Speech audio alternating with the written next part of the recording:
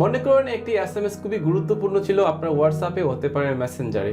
কেউ যখন আপনার সাথে এসএমএস করে আপনার এসএমএস কনভারসেশনগুলো আপনি পড়ে থাকেন, কিন্তু যখন সে সিন করার আগেই এসএমএসগুলো ডিলিট করে দেয় তখন আপনি কি বুঝতে পারবেন সে কি লিখেছিল? ভয়ের কোনো কারণ নেই। আজকের টিপসটি হচ্ছে এইভাবেই, আপনি যদি কোনো এসএমএস সিন করতে না পারেন, আপনার বন্ধু অথবা আপনার যে কেউ আপনাকে যখন এসএমএস করে এই এসএমএসটা যখন সিন করতে পারেন না, তখন কিন্তু আপনার আফসোস হয়ে থাকে যে আসলে সে কি লিখেছিল। আজকের এমন একটি অ্যাপসের কথা বলবো যে অ্যাপসের মাধ্যমে আপনার সিন না করে এসএমএসগুলো খুব সহজেই দেখতে পারবেন আপনার মোবাইল ফোনে। সে যদি চ্যাট করা হিস্ট্রিগুলো ডিলিট করে দেয়, তারপরে কিন্তু আপনি দেখতে পারবেন সে কি লিখেছিল আপনাকে হোয়াটসঅ্যাপ, ইমো, মেসেঞ্জার, যে কোনো জায়গা প্ল্যাটফর্ম হতে পারে আপনি যেখানে কনভারসেশন করেছেন। এই নিয়ে আজকে ভিডিও ডিটেল। তো সবার আগে বলবো, আপনি যদি আমার ইউটিউব চ্যানেলে নতুন হয়ে থাকেন হিট দ্য সাবস্ক্রাইব বাটন, আর ফেসবুকে যদি দেখে থাকেন এই ভিডিওটি অবশ্যই লাইক কমেন্ট দিয়ে শেয়ার করে আমাদের সাথেই থাকবেন। তো বন্ধুরা চলুন শুরু করা যাক আজকে ভিডিওটি।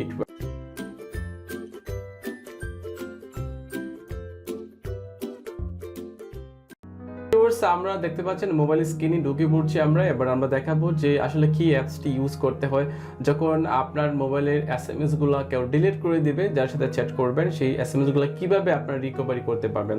সো এই জন্য আমি যে সাজেস্ট করব, একটি অ্যাপস আপনার মোবাইলে ইনস্টল করে নিতে হবে। সেই অ্যাপসটি যদি কেউ ডাউনলোড না করতে পারেন তাহলে কিন্তু হতাশার কোনো কারণ নেই, আমার ভিডিও ডেসক্রিপশনে এই লিঙ্কটি থাকবে। সো আপনারা প্রথমে চলে যাবেন প্লে স্টোরে। সো প্লে স্টোরে ক্লিক করার পর আপনারা উপরে যে অনুসন্ধান অপশন দেখতে পাচ্ছেন সেখানে ক্লিক করবেন এবং সেখানে লিখবেন আনসিন।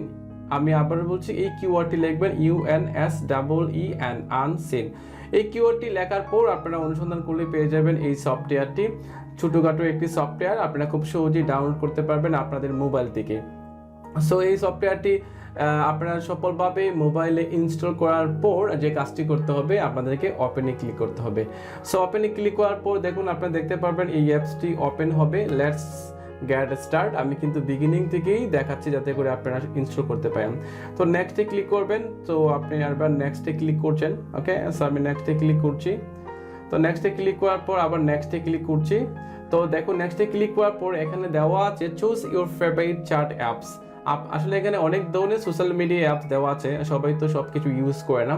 তো আমি যা যা ইউজ করি সেখানে আমি রাইট চিহ্ন দিয়ে দিব। এখানে রাইট চিহ্ন দিচ্ছি Facebook, Messenger, WhatsApp, Telegram, imo, that's it.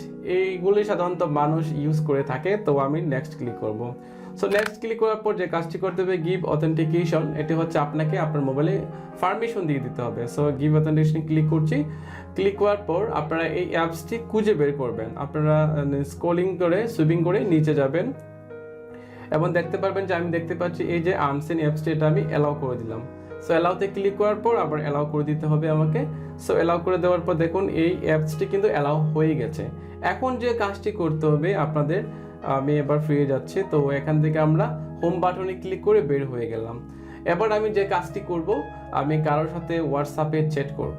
ঠিক আছে, হোয়াটসঅ্যাপে চ্যাট করব এবং আমি আপনাদের দেখাবো যে আসলে আমি এই এসএমএসগুলো না দেখলে, সে যদি এসএমএসগুলো ডিলিট করে দেয় তাহলে ওই এসএমএসগুলো কিন্তু আমি দেখতে পারবো। Just wait. এবার আমি আপনাদের রিয়েল প্রুফ দেখাবো যে আমরা আসলেই সেই ডিলিট করে এসএমএসগুলো সিন করতে পারি কিনা। তো আমরা চলে যাব আমাদের অ্যাপসে, যে অ্যাপসটি ইনস্টল করেছিলাম আমাদের মোবাইল ফোনে, অ্যাপসটার নাম হচ্ছে আনসিন।